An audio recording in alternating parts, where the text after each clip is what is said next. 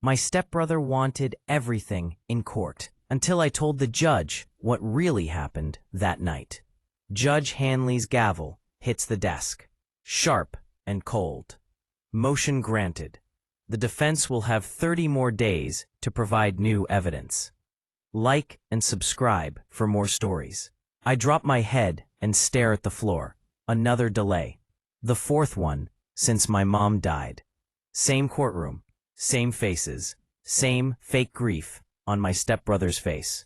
Across the room, Aaron leans toward his lawyer. I can see the little smirk hiding under his fake sympathy. The man's been playing victim since the funeral, and somehow the court keeps buying it. My jaw tightens.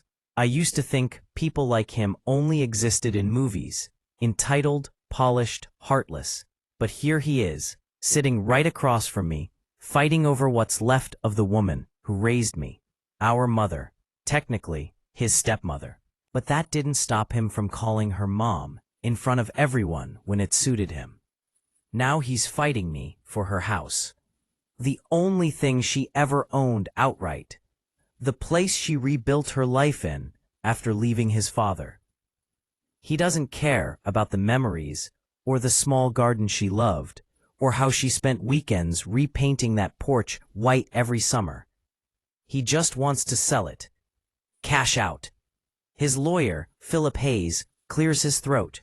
Your Honor, we simply need time to verify the authenticity of the new bank statements.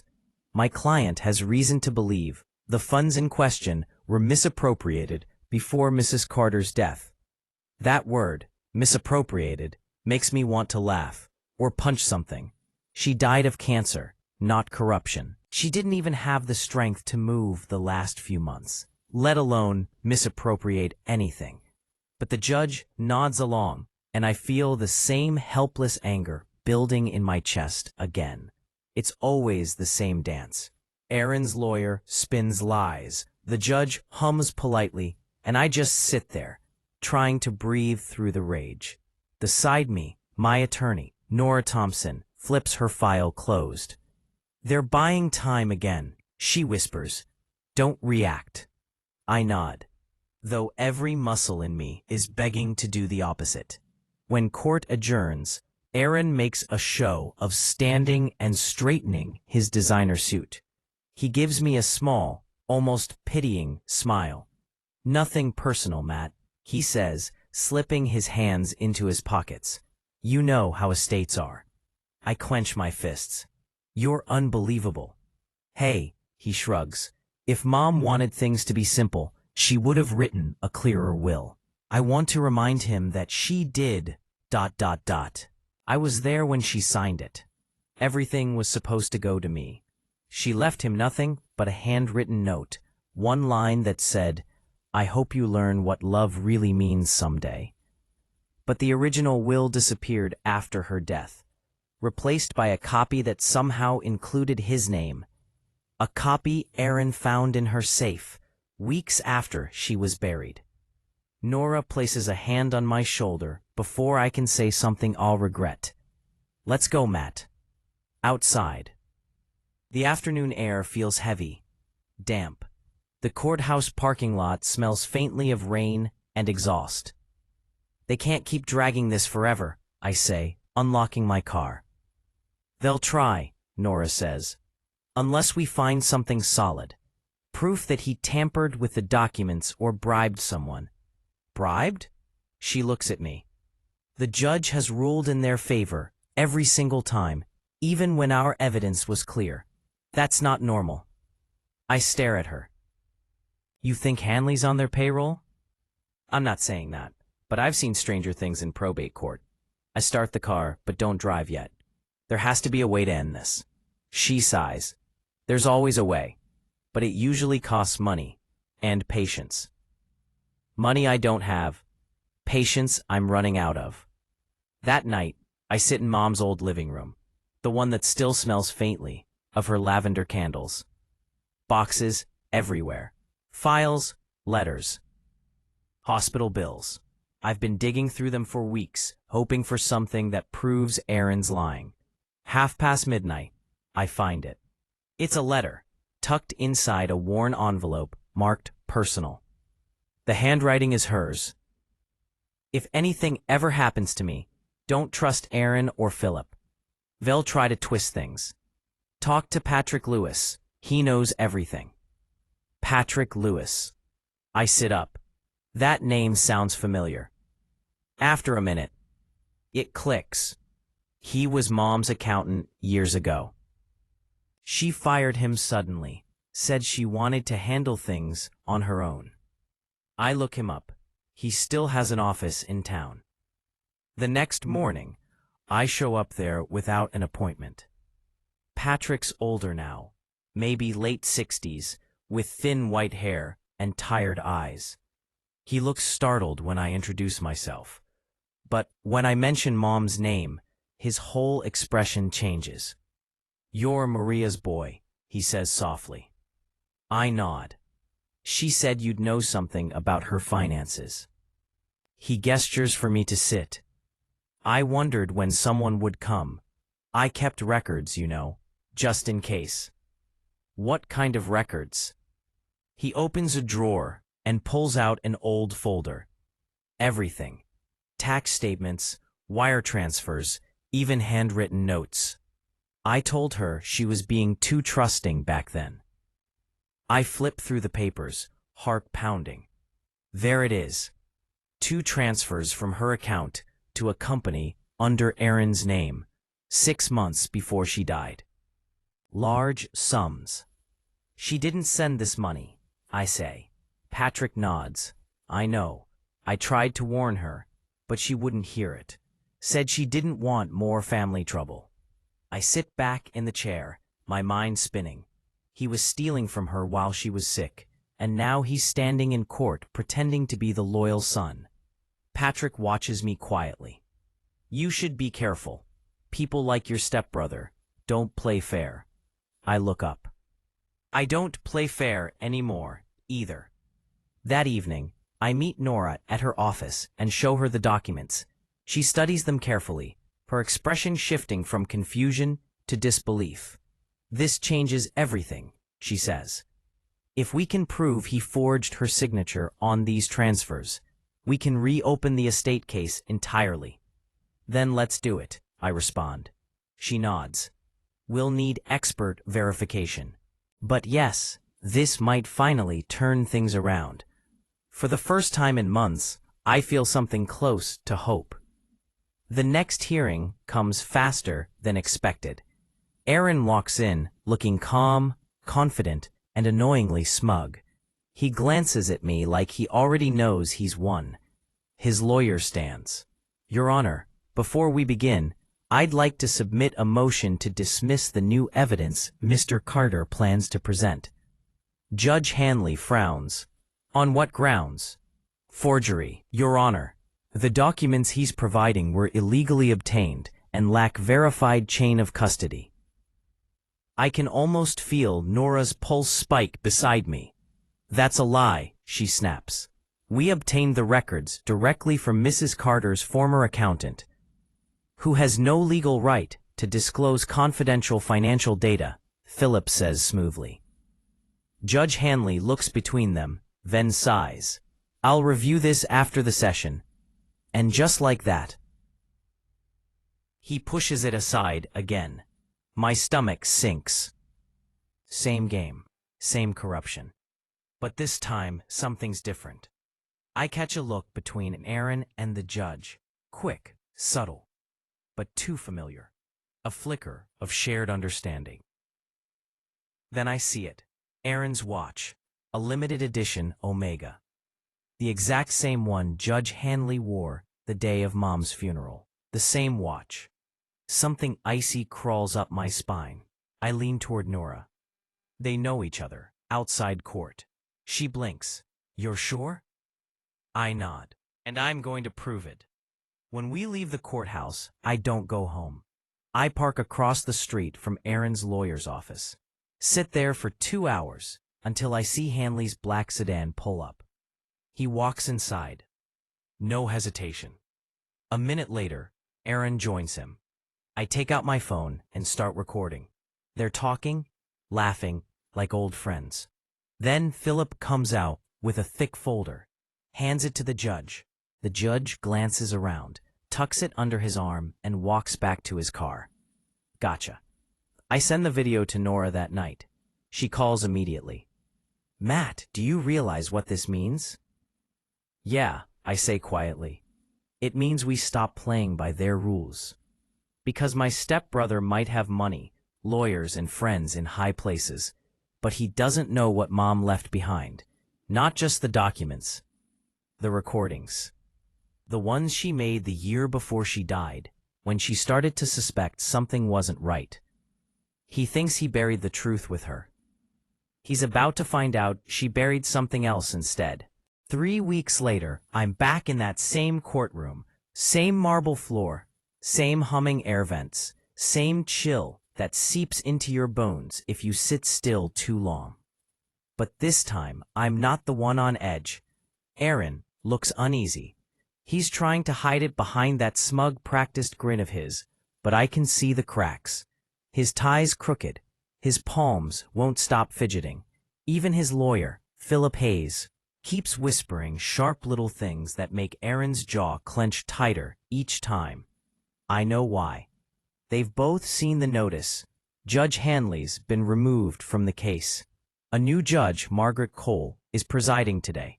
She's known for being tough, fair, and completely immune to charm or connections. The kind of woman who looks at power like it's an obstacle to be dismantled. Nora leans toward me and whispers, "Just stay calm. Let the evidence speak for itself." I nod, even though my heart's already hammering. The bailiff calls the case, his voice echoing through the room. Judge Cole steps up to the bench, adjusts her glasses, and looks between us. Her presence fills the space. Not loud, but commanding. This matter, she begins, has been reassigned following allegations of misconduct in the prior proceedings. We'll begin with opening remarks. Philip rises, buttoning his suit jacket with a flick that's meant to look confident. Your Honor, my client, Mr. Aaron Clark, only seeks a fair distribution of his late stepmother's estate. The opposing party continues to present unverified materials and personal grievances that have enough. Judge Cole cuts in, voice sharp as glass. We'll see what's verified soon enough. Mr. Carter, your attorney may proceed. Nora stands. She looks calm, but I can see the steel in her eyes. Thank you, Your Honor. We intend to show clear evidence of financial theft, document tampering, and judicial misconduct, all orchestrated by the respondent and his legal counsel. A low murmur ripples through the room. Judge Cole raises an eyebrow. You're making serious accusations, Miss Thompson. I am, Nora says, and I can prove them. The air tightens. Even the court reporter glances up. Nora walks to the evidence table and places down a small black voice recorder beside a printed transcript. This device was recovered from Mrs. Maria Carter's home. It contains audio recordings from the last 6 months of her life. My client's mother recorded her meetings with both her stepson and his attorney. Aaron's face drains of color. Philip immediately jumps up. Your Honor, this is outrageous. Sit down, Mr. Hayes, Judge Cole says flatly. I'll decide what's outrageous. Nora presses play. Mom's voice fills the room, weak but steady. Like she knew the truth might one day have to fight for itself. Philip, I already signed the will. I told you, everything goes to Matthew. That's final. Then another voice, Philip's, smooth, controlled. Of course, Maria. We'll make sure it's filed. No need to worry. You can hear paper rustling. Then Aaron's voice, sharp and careless. She won't even notice. Phil, just make a copy. Change the last page. She's too sick to check. The sound hits like a gunshot. No one moves. Even Judge Cole freezes, mid-note, her pen hovering above the paper. Philip lunges forward, panic breaking through his calm mask. That's not authentic. It's authentic, Nora says firmly, sliding another document forward. The digital timestamp matches the date of the original will. The metadata has been verified by an independent forensic audio specialist. The judge studies the papers for a long moment. When she finally looks up, her eyes are colder than before. Mr. Hayes, would you like to explain? Philip opens his mouth, but all that comes out is air. His lips twitch like he's trying to form an excuse and can't find one that'll stick. Aaron's staring down at the table now, his hands trembling against the polished wood. I'm not the one sweating. Nora isn't done. The recording isn't the only proof, Your Honor. We also have video footage showing Judge Hanley entering Mr. Hayes's office after hours, where case files were exchanged off the record. The screen behind her flickers to life. The video plays, the one I recorded from my car that night. Hanley taking the folder, the handshake, the envelope. The whole courtroom leans forward. When it ends, Judge Cole's voice is barely above a whisper. Clerk, pause the video. She turns her gaze to Aaron. Mr. Clark, do you deny that's you? He swallows hard. Yes, that's me, but it was just a conversation. With a sitting judge presiding over your case. Silence. The kind that feels like gravity itself is pressing down. Judge Cole leans back, her expression unreadable. Mr. Carter, she says at last, your mother would be proud of your persistence. I feel a lump form in my throat. I can't speak, so I just nod. Given the evidence, she continues, this court finds that the prior rulings are invalid due to ethical misconduct. The estate will revert to the original will, granting full rights to Matthew Carter. Philip's pen slips from his hand and clatters onto the table. Aaron slumps like someone just pulled his spine out. But Judge Cole isn't finished. This court is forwarding the recordings and video evidence to the State Bar Association and the District Attorney's Office, she adds. There are clear indications of fraud, forgery, and judicial corruption. Aaron's head snaps up. You can't. I can, she says, and I will. The bailiff steps forward, standing just close enough to remind them that the room now belongs to justice. The sound of Judge Cole's pen scratching across the final document feels like something closing, not just a case, but a wound that's been festering for months. When she's done, the gavel comes down. Once, clean, final. Outside, the sunlight hits harder than I expect. The air smells like rain and fresh asphalt. Nora pats my back. You did good, Matt. I shake my head.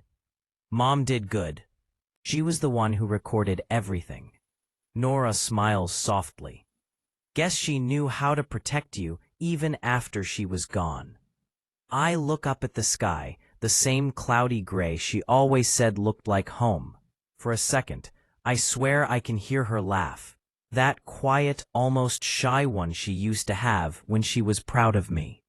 We're walking toward the car when I hear footsteps behind me. Heavy, hesitant. Aaron. He looks nothing like the man who strutted into court this morning. His tie's gone. His eyes are red. His voice, when he finally speaks, is small. You ruined me, he says. I turn to face him. No, you did that yourself. He laughs once, a broken sound.